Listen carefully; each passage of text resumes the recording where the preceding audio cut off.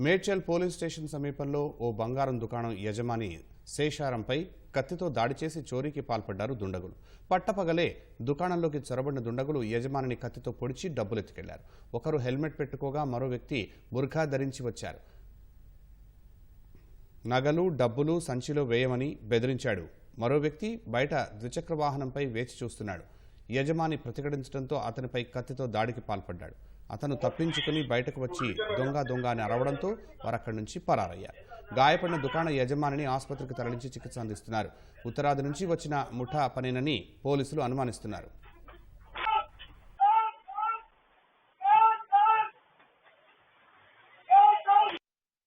मुस्लिम कपड़े पहन के आते ही वो चाकू निकाले पूरा माल दो बोले ले लो हाथ ऊपर कर लिया हम लोग। हाथ ऊपर कर दिए तो धन बोल के एक इधर डाला, भाग के बोले तो वो गेट के पास मेरे को पकड़ दिए। फिर बोल के धन बोल के मैं बाहर चले गए, चोर चोर चोर बोल के पुकारा तो चले गए, भाग गए। माल गया तो नहीं है। వచ్చారు బుర్కా ఆయన చాకు తీసి మా డాడీకి పొడిచిండు. తర్వాత మా డాడీ కంట్రోల్ అయ్యి బయటకు ఉరికితే వాళ్ళు ఉరికేసారు. నేను కూడా బయటకు వచ్చేసిన. ఇంకా కుర్చీ బయట పడేస్తే ఆయనకు తాకింది.